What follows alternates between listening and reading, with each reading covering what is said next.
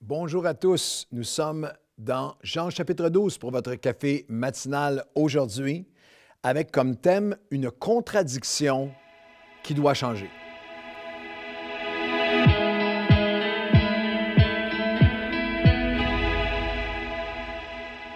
Bonjour, où que vous soyez, au Québec, partout à travers l'Europe francophone, l'Afrique francophone, les îles, la francophonie.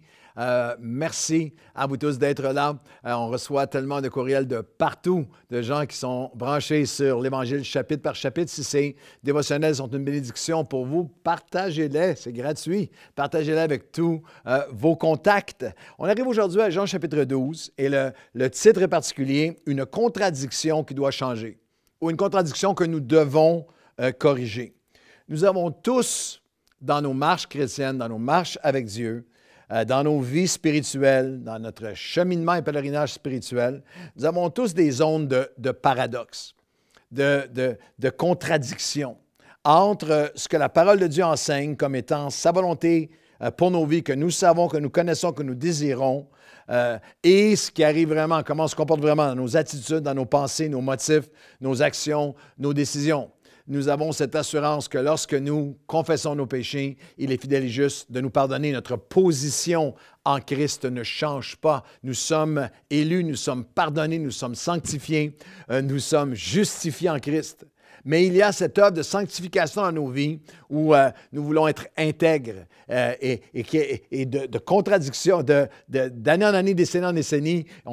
L'Esprit de Dieu va adresser des contradictions qui sont là, qu'on puisse marcher conformément à nos désirs, au désir dans notre cœur de plaire au Seigneur. La Bible nous appelle à toutes sortes de choses que, dans l'honnêteté de nos cœurs, parfois on est en contradiction, on est en paradoxe. Nous sommes des chrétiens en paradoxe. La Bible nous appelle à « ne vous inquiétez de rien, mais en toutes choses ». Alors moi, je ne suis pas particulièrement, je ne suis pas une personne qui est paniquée, qui souffre d'anxiété et ma confiance est en Dieu. Mais est-ce que je peux vraiment dire que la phrase qui caractérise mes semaines, c'est que je ne m'inquiète de rien? Non, parfois, il y a une contradiction. La Bible nous parle d'une joie qui est tellement ineffable et remplie de gloire à cause de ce que Dieu a fait pour nous éternellement, pour le ciel qui nous attend, qu'elle surpasse toute situation. Moi, je ne suis pas quelqu'un qui est dépressif ou qui est négatif ou qui est pessimiste ou qui est triste ou bourru. J'ai une joie. Mais est-ce que cette joie-là est vraiment transcende tout ce que je fais? J'ai besoin d'être renouvelé parce que parfois, il peut y avoir une contradiction. La Bible nous appelle à la foi, nous appelle à la sanctification, la générosité, le pardon, à servir, à aimer, à persévérer. Et nous sommes tous parfois dans une zone ou une autre, dans une sphère ou une autre de nos vies, en contradiction, une certaine contradiction entre notre désir, entre notre désir de plaire à Dieu, notre désir pour notre destinée et nos mauvaises décisions, des mauvaises habitudes, mauvaises décisions, des pièges dans lesquels on a tombé, des folies qu'on fait, des gaffes, des erreurs, des choses qu'on regrette. Nous sommes en contradiction entre nos aspirations et parfois nos actions, nos attitudes, nos agissements.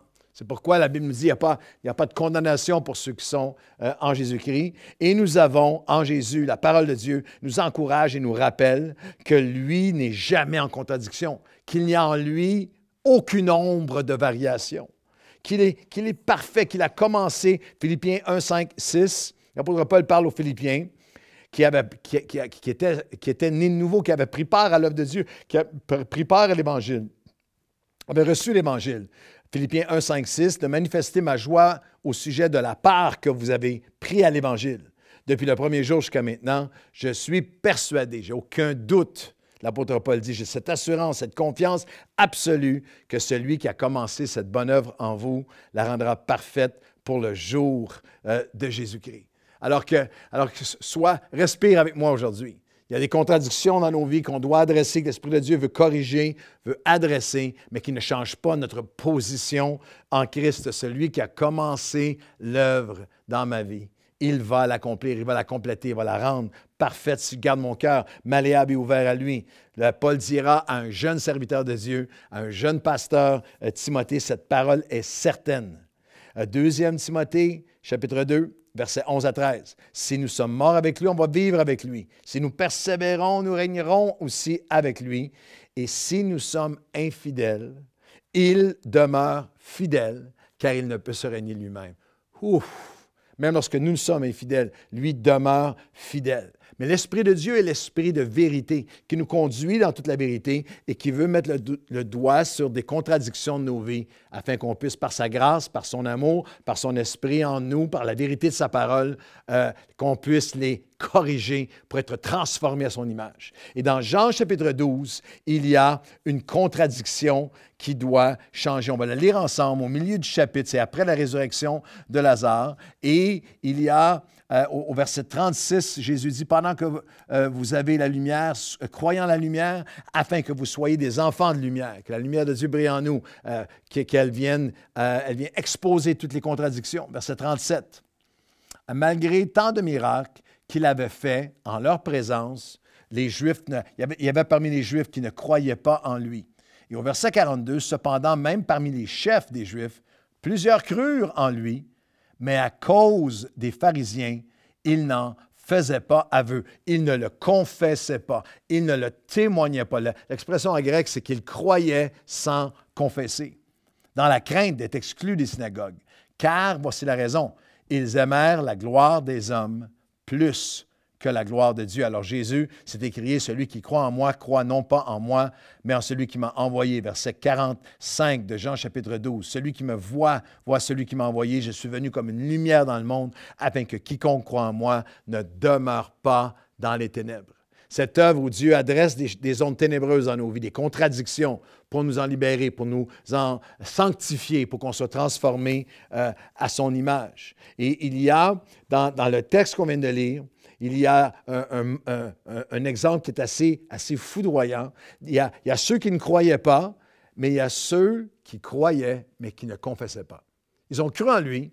On peut se réjouir, « Wow, des chefs qui croient en lui. » Mais il y a quelque chose de dramatiquement manquant. Ils ne confessaient pas. Alors, c'est une question. Es-tu un croyant? Es-tu quelqu'un qui croit en Jésus, mais qui ne le confesse pas, qui ne le témoigne pas, qui ne le proclame pas? Alors, la question, c'est, est-ce possible de croire sans confesser? Oui. Est-ce que c'est le plan et le plaisir de Dieu? Non. Comprenez-moi bien, je ne suis pas en train de dire que celui qui ne témoigne pas a renié Dieu, mais je suis en train de dire que c'est une contradiction que l'Esprit de Dieu veut adresser dans nos cœurs. La confession de notre foi est une grande part. C'est un partenaire, c'est un fruit de ce que nous croyons dans nos cœurs. Dans l'abondance du cœur, la bouche parle. Dans Romains chapitre 10, versets 8 à 13, l'apôtre Paul dit, « La parole est près de toi, dans ta bouche et dans ton cœur. Or, c'est la parole de la foi que nous prêchons. Si tu confesses de ta bouche le Seigneur Jésus, et si tu crois dans ton cœur que Dieu l'a ressuscité des morts, tu seras sauvé.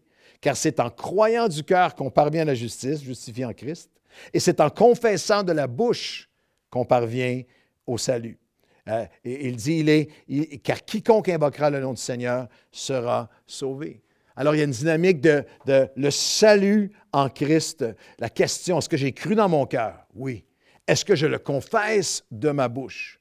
Est-ce que je contribue au royaume de Dieu en annonçant, en témoignant, en attestant, en confessant de la bonne nouvelle de Jésus-Christ? Parce que dans Romains 10, 14 à 17, la suite du texte, il continue en disant, « Comment donc invoqueront-ils? » Il parle des multitudes qui ne connaissent pas Jésus. Comment vont-ils invoquer celui en qui ils n'ont pas cru? Et comment vont-ils croire s'ils n'ont pas entendu? Et entendu parler. Et comment entendront-ils parler s'il n'y a personne qui parle ou qui prêche?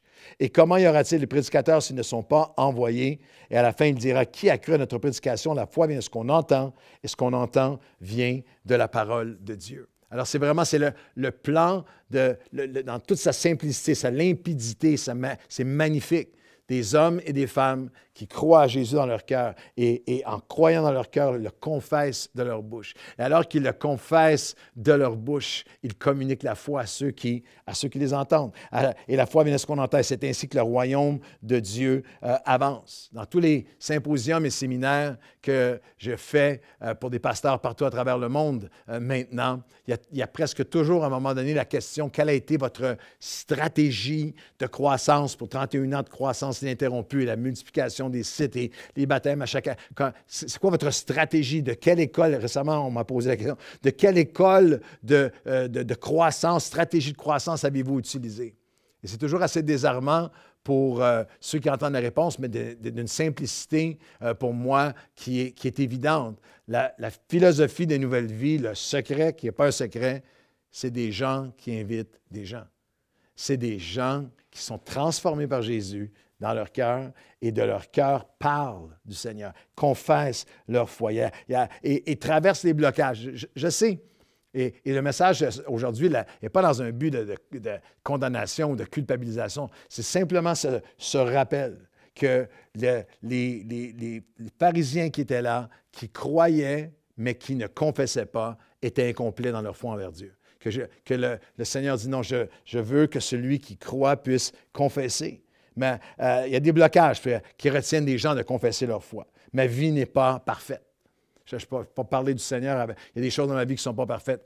Ce n'est pas ta vie parfaite que tu confesses, que tu témoignes, c'est la sienne. Le royaume de Dieu est composé de gens imparfaits.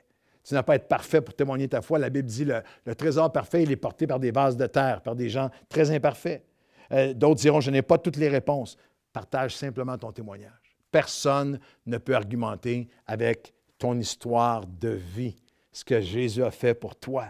Les gens sont, un autre blocage, les gens sont tellement fermés. Oh, mais tu ne sais pas ce qui se passe derrière leur cœur, dans leur cœur, derrière la façade, derrière les murs qu'ils ont mis. Ah, quelqu'un récemment me disait, je trouve ça difficile de témoigner, les gens sont amers contre la religion.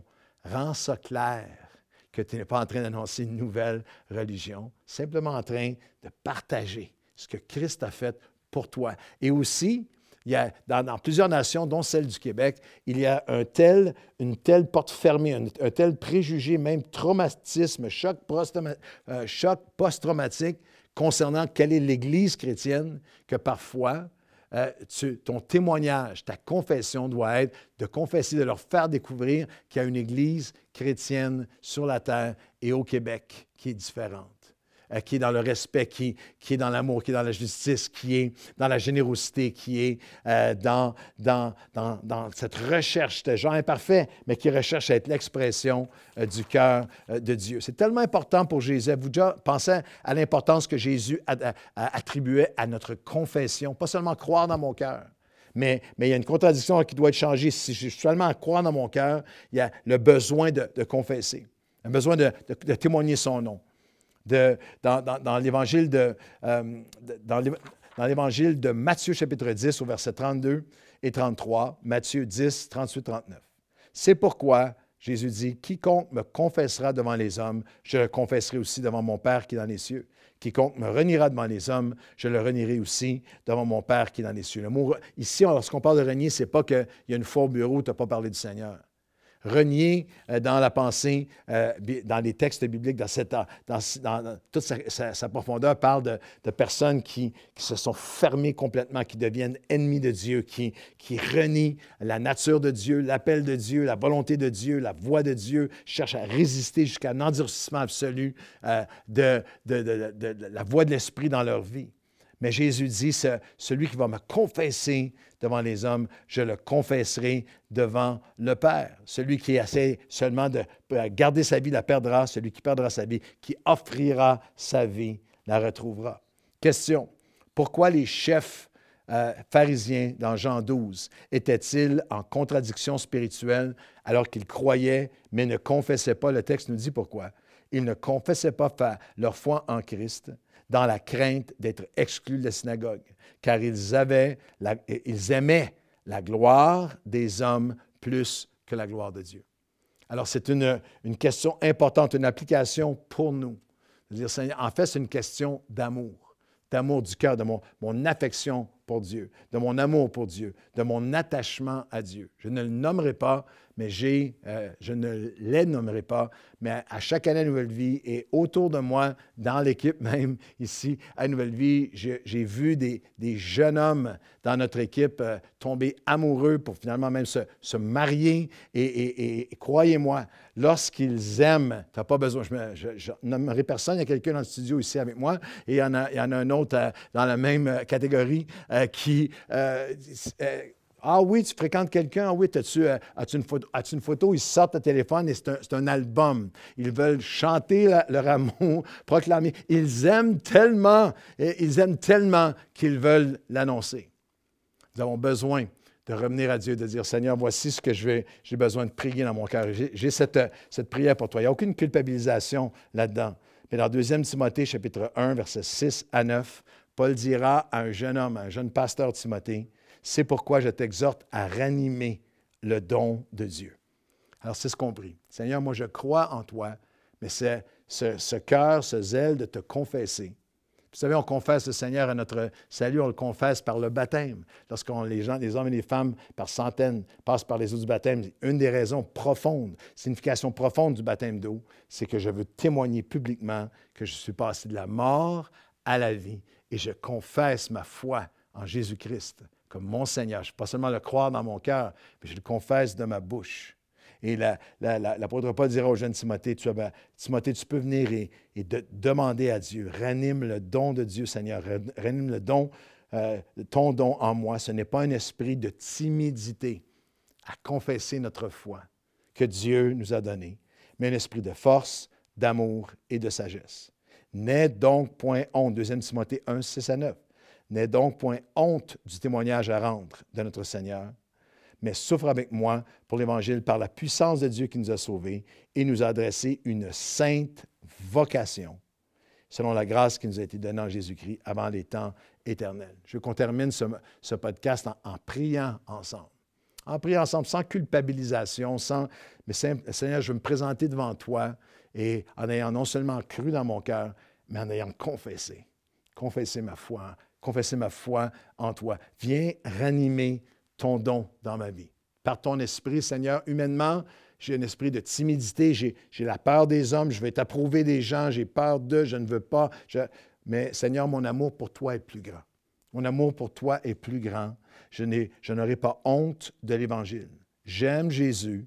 Je suis prêt à souffrir pour lui. Je sais que la puissance de Dieu sauve encore et que Dieu veut se servir de moi pour témoigner, pour confesser, pour annoncer. Dieu m'a adressé une sainte vocation.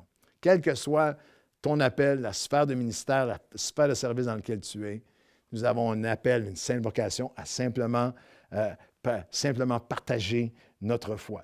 Vous savez, je vous fais cette confession en terminant. Moi, j'ai passé ma vie à proclamer Jésus, en prédication, en enseignement, sur des estrades, sur la plateforme, en ligne, partout. Et dans les dernières années, plusieurs fois, c'est des cycles, je me suis retrouvé à dire, Seigneur, pardon, j'étais négligent au niveau 1 à 1, que ce soit au gym ou que ce soit, je pense récemment, juste dans la dernière année, à 2 moments dans un taxi. Vous dites, dans un taxi, Pasteur Claude? Oui, souvent, revenant de l'aéroport, long voyage, fatigué, c'est le soir, et je m'assois dans le taxi, bonjour monsieur, et là, j'ai tous mes messages, là, le long vol, là j'ai plein de messages, et j'ai fait plusieurs voyages de l'aéroport chez nous en ne témoignant pas ma foi, en parlant au monsieur ou non. Et parfois, le monsieur écoute sa musique, fait autre chose, monsieur ou la dame qui conduit.